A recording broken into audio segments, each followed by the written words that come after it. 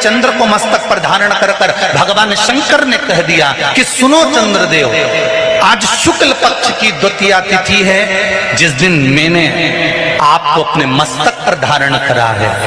जो भी शुक्ल पक्ष की द्वितीया तिथि को चंद्र का दर्शन करेगा, उसकी जिंदगी में कभी रोग से वो ग्रसित नहीं होगा।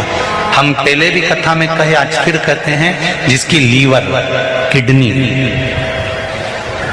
जिसकी काया बेकार हो रही हो, चमड़ी सफेद पड़ रही हो, काले काले छट्टे पड़ रहे हो, सोराइसिस जैसी बीमारी हो गई हो, कैंसर जैसा रोग हो गया हो, बड़े से बड़ा रोग, अगर किडनी, लीवर कितना भी बेकार से बेकार हो गया, डैमेज से डैमेज हो गया, उसको शुक्ल पक्ष के द्वितीया चंद्रमा का दर्शन करना चाहिए। और शुक्ल पक्ष के द्वितीया चंद्रमा का दर्शन कर कर प्रदोष काल के समय पर, कौन सा काल? शाम के समय। प्रदोष काल मालूम है सबको? सूर्य जब डूबता है उसके 45 मिनट पहले से, सूर्य डूब जाए उसके 45 मिनट बाद।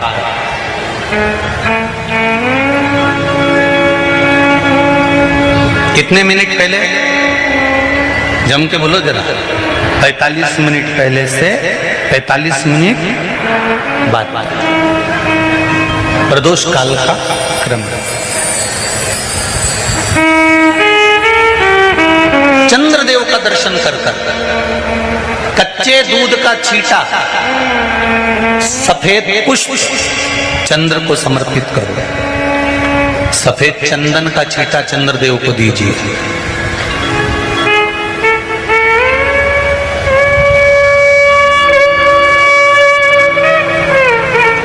और चंद्रदेव को छींटा देने के बाद जो दूध है उसका छींटा अपने तन पर लीजिए।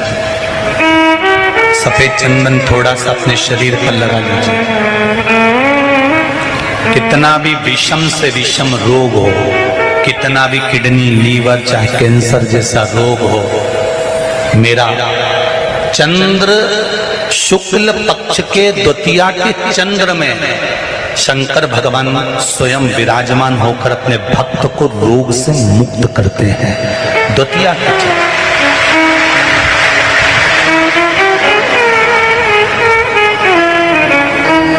जम के बोलो कौन सी तिथि है? शुक्ल पक्ष के द्वितीया तिथि का चंद्र का दर्शन व्यक्ति को जीवन का सुख देता है। जिसके आंखों में तकलीफ हो, श्रवण शक्ति में तकलीफ हो, बोलने में, मुख में तकलीफ उत्पन्न होती हो, भारी से भारी रोग,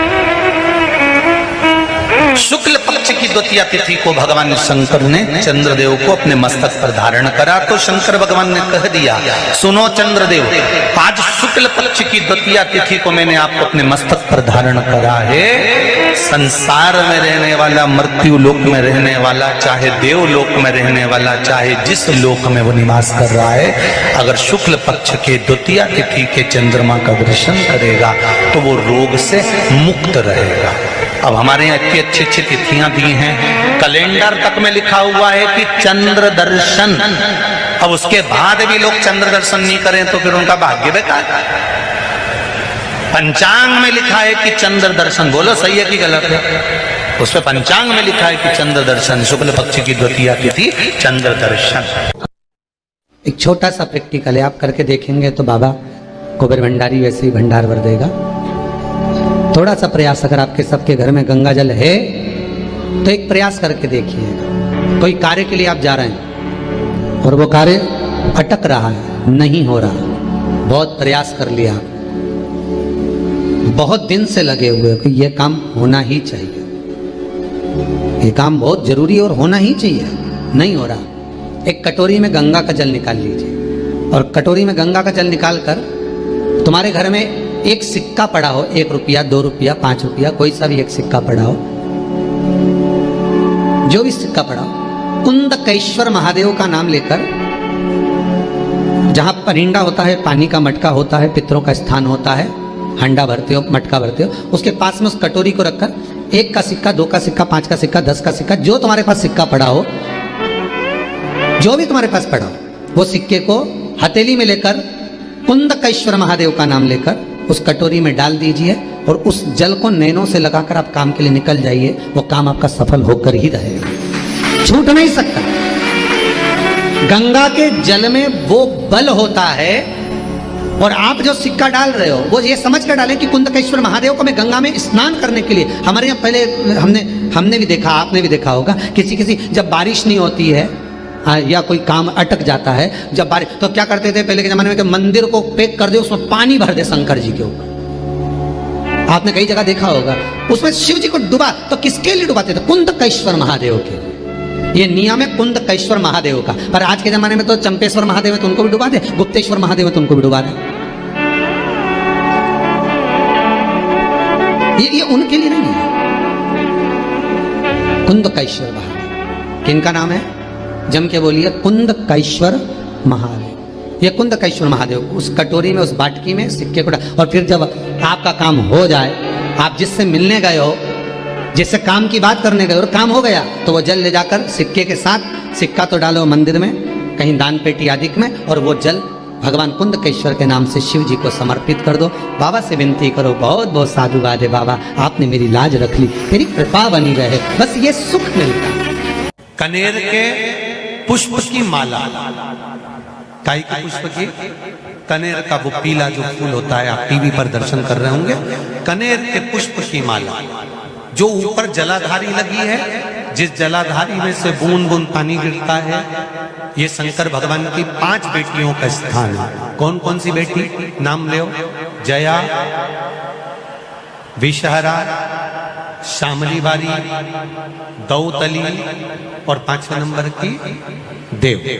ये शिव जी की 5 लड़की जो पानी बूंद बूंद नीचे गिरा रही है। शंकर भगवान की बेटियों के स्थान से, शंकर भगवान की जो ये जलाधारी, जलाधारी अशोक सुंदरी वाला स्थान, ये जो जलाधारी है, बेटियों के स्थान से जलाधारी तक जो कनेर के माला बनाकर स्पर्श कर लगा देता है, शिवरात्रि के दिन, प्रदोष काल के समय पर, उस पति पत्नी में कितना भी झगड़ा हो रहा हो, आपस में प्रेम बनना प्रारंभ हो जाता है। अदालत का केस धीरे धीरे समाप्त हो,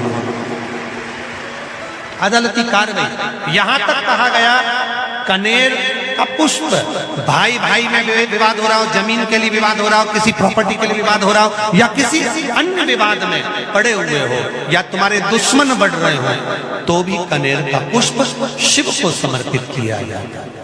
कनेर सुख प्रदान, आनंद, जिसको कोई ना पाए उसको मेरा महादेव पाए। महाराज, खाली न जाता कोई दर से तुम्हारे, मैं भी खड़ा हूँ नंदन पाए, अपने हृदय लगा लो, गिरा जा रहा उठा लो।